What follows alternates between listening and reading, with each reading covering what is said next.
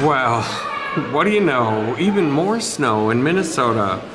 Looks like it's gonna be a good day for an indoor adventure. And it is another beautiful day for an adventure here, and we are at the Minnesota Zoo. We are gonna check out the bird show today. From what I understand, they've got a lot of different species of birds to learn about and admire. And welcome to another edition of Tommy Travels. It's Tommy Travels. If you are brand new to this channel, go ahead and hit subscribe so you don't miss out on a thing. This should be fun, you guys, so come on with me. Let's go see what there is to see.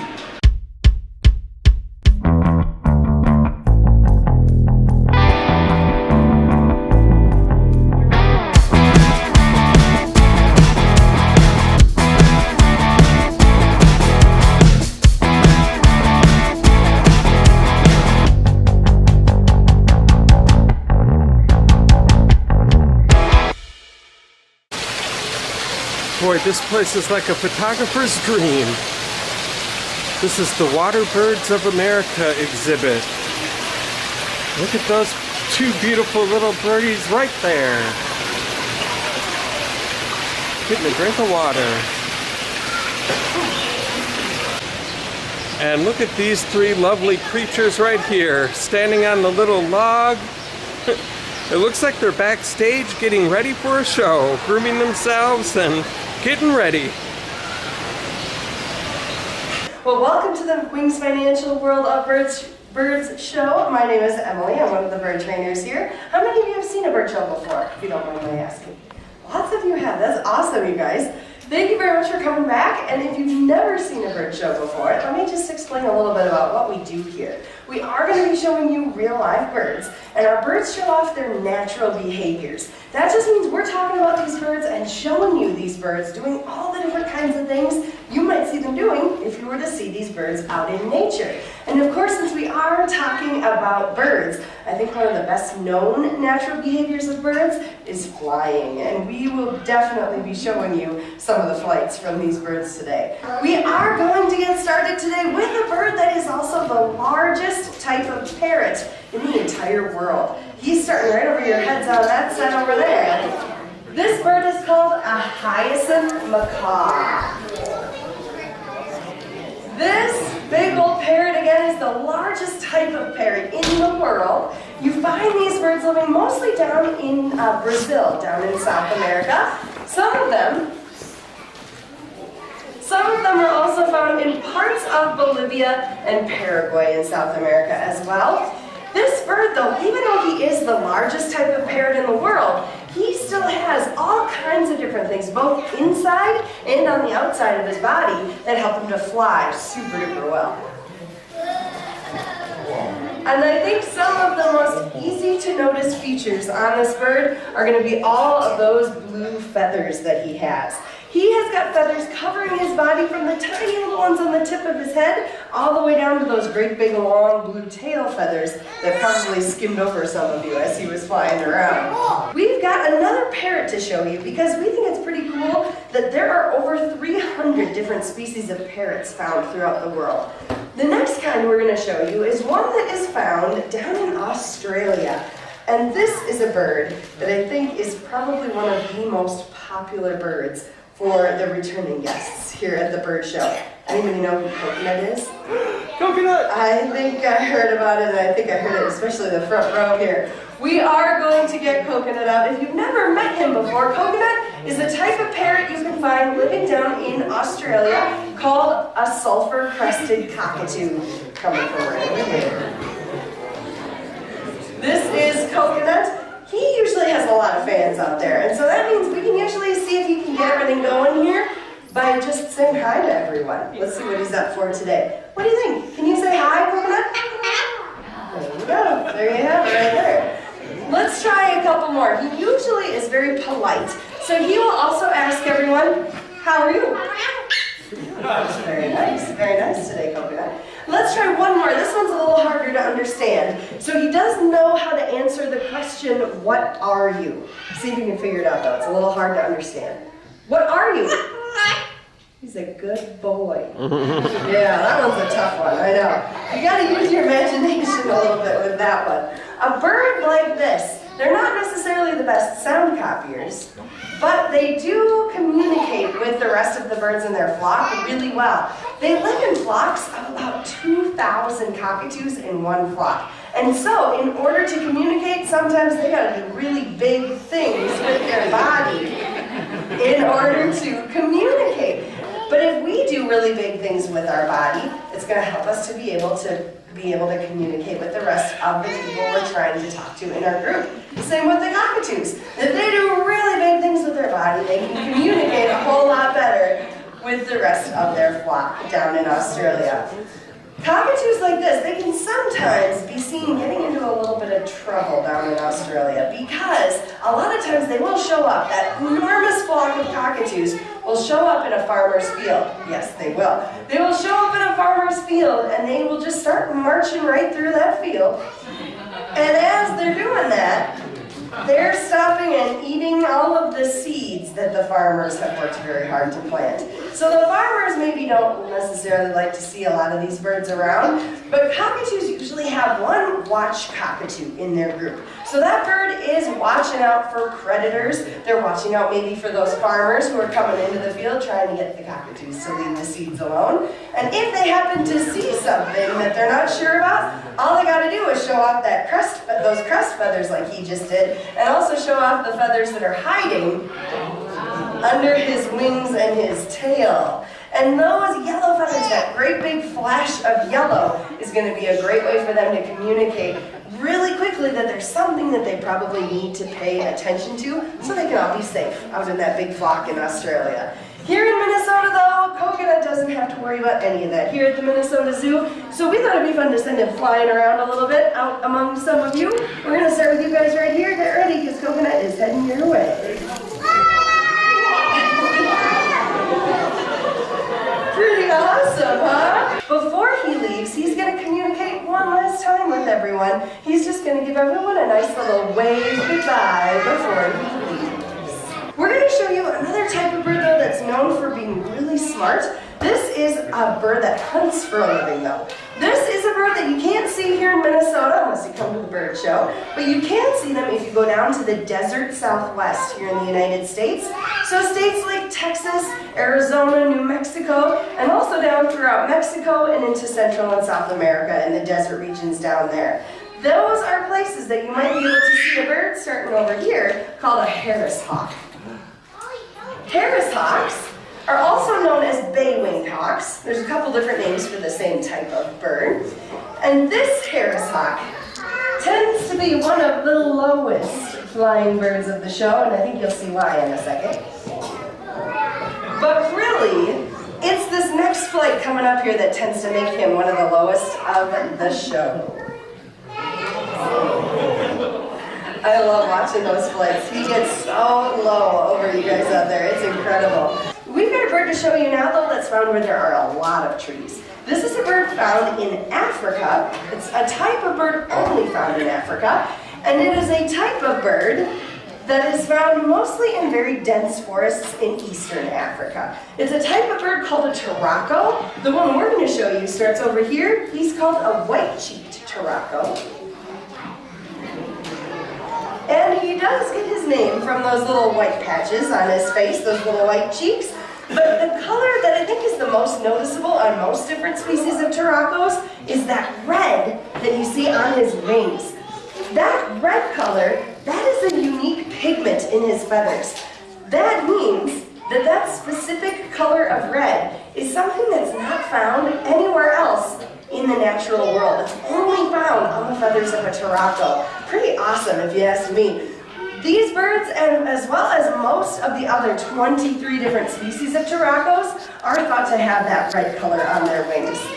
You really only see it when they open their wings to fly, but flying for this type of turaco doesn't always get them where they need to go as easily. Because they live where the trees grow so closely together, sometimes running and hopping and skipping along all those branches at the tops of the trees can be a much easier way for them to get around.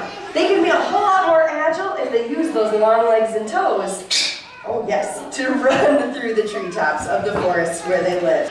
We also tend to have a lot of cold and a lot of snow, and that's what we're going to talk about with this next bird. This is a bird, though, that is found in a place that is even colder than it is here in Minnesota, at least most of the time. The temperatures last week might have rivaled with the Arctic tundra, which is what we're going to talk about right now. The Arctic tundra is a place at the very top of the world where it stays wintertime for about 10 months out of the year, and 30 degrees below zero, that's the average for those winter temperatures. That might not sound so great to us, but there are animals that can survive up there, including a type of owl called a snowy owl, and he's starting right over there. I absolutely love watching this owl fly. I think that flight down is probably one of my favorites of the show. This is my friend Laurel. She's coming out to help us out with our snowy owl. If you look at this bird, you can really get an idea of what the Arctic tundra looks like. There is a lot of rocky ground in the Arctic tundra, but most of the time in the winter, it's covered in at least a thin layer of snow. Snowy owls are also kind of unique, kind of like those Harris hawks. They're a little bit unique in the raptor world. Most male and female raptors of the same species, they're going to look pretty much identical to one another. Yes, so if we're thinking about Harris hawks, the way that they look, except for maybe their size, is going to be pretty identical to one another. For snowy owls, though, males and females look quite a bit different from one another. This guy right here is a male snowy owl, and as he's grown up, he has become covered in mostly white feathers. Yes, he has a lot to say today. The females, though, are going to have a lot more of the dark speckling you can see on his back. They have it all over their bodies, and that helps them to blend into the nests that they lay right on the rocky and snowy ground of the Arctic tundra. We're going to show you a bird next that is one that I'm guessing a lot of people have never heard of before, because this bird is a critically endangered species out in nature. That means that there are very few of these birds left. There's only thought to be around 150 to maybe 300 individuals of this type of parrot left out in the wild. This right here is the rarest type of macaw left out in nature. It's called a blue-throated macaw. We call this guy Piper. He's our ambassador for the blue-throated macaws. This is a species you're only going to find in one tiny part of Bolivia, and as I mentioned, their populations, their wild populations, are incredibly low. Not very good news. Everybody seems to be doing that on stage today. There is some good news, though. First of all, Piper's going to be heading up to the back because my friend Laurel is out there ready to catch him right near some of you. Most recently, Dave and his co-workers down there were working on helping the nesting habitat of these birds. So basically, they were making sure that there were plenty of opportunities for these birds to find a place to build a nest and to be able to raise their chicks out in the wild. But they were also making sure that there were lots of other nesting opportunities. They were making sure that the chicks in the existing nests out in Bolivia had plenty of resources so that they'd be able to grow up into healthy adults out in the wild. We have a bird to show you that is, because we do things big here at the Bird Show, this bird is the largest type of owl in the world that we're going to show you right now. This bird also is probably the lowest flying bird of the entire bird show, so be ready for that. This bird gets its name based on where they're found out in nature. They're found throughout Europe and Asia, and that's where he's going to get his name from. He does start way in the back up there. You might want to turn around and look, because here comes our male Eurasian eagle owl. He's on his way. He's not done flying, though. He will be heading up to the back as soon as he's ready. And usually he turns around and he gives everybody a nice big stare with those great big owl eyes of his. And you have a treat stuck on your beak, my friend. You don't look as majestic as I hoped, but that's okay. He will be heading to the back. But this bird also has the ability to fly without making any noise at all. And this bird right here, he's got right around a 5.5-foot wingspan. he can still flap those big old wings and not make any noise. I just think that is incredible. This bird has been an extremely awesome example of conservation success, but she's also our national symbol for our country. That, of course, is the bald eagle. And Laurel's coming back with our female bald eagle. This is a species that we honestly thought we were going to lose from our country about 30 to 40 years ago. Fortunately, though, that did not happen because we started to work together to clean up their habitat. We cleaned up the lakes and rivers where these birds call home. We were also able to ban a pesticide called DDT that was really negatively affecting their populations, as well as lots of other wildlife out throughout our country. Once we were able to do those different things, we started to see bald eagles come back. They were an endangered species, but these birds were removed from the endangered species list in 2007, and now here in Minnesota, we have one of the largest populations of bald eagles in the entire United States, you guys. They have made an awesome comeback, and I am always incredibly honored to be able to share our state, as well as our stage, with our own national symbol and a true example of conservation success. This again is my good friend Laurel and our female bald eagle. Thanks for bringing her up today, Laurel. She is an incredible bird, especially when she flaps those big old wings. Isn't that incredible? I think a lot of times you don't really realize just how big some of these birds are until you really get to see those wings spread out. That bird is one, she was found out in the wild. She was injured out in the wild, and that's why we have her. She sustained a permanent injury to one of her wings, and that's why she lives with us here at the bird show. But we have been practicing on doing some flights with her, just having her do small flights to build up strength in those wings, and she's been doing a great job. So we're hoping eventually that she'll be able to do a little bit of flying in our bird show. So really incredible to see that great big wingspan. If you do have any questions, you can just meet me right in front of the stage. Otherwise, have a great rest of your day at the Minnesota Zoo. Thank you very much. And here's something we didn't get to see in the bird show. A bunch of flamingos. Whenever I see flamingos like this, I think of the beginning of Three's Company. Comment below if you know exactly what I'm talking about. Come to think of it, I don't think I've actually seen real flamingos in real life before.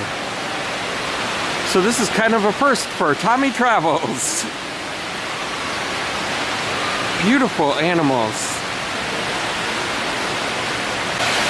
And if you're a regular viewer of Tommy Travels, you know I like to end my adventures on a water feature if at all possible. And there's nothing more serene and relaxing than watching a waterfall. And since the exhibit today was birds that we went and saw, there are quite a few of them here in the pond. We are in the Tropics Center at the Minnesota Zoo. And so I thought this would be a good way to end the episode. And so if you guys like what you saw here today, go ahead and hit like on my YouTube channel. While you're at it, go ahead and hit subscribe and the little bell notification next to it so you can be the first to know when a new adventure comes out. And I also have a second channel, Tommy Travels the Second. There's a link to it as well in the description. Take a look at it. They come out every day, new adventures every single day. Thank you guys so much for the support that you've given me so far. It's been an absolute blast here at the Minnesota Zoo, and I hope to catch you on the flip side.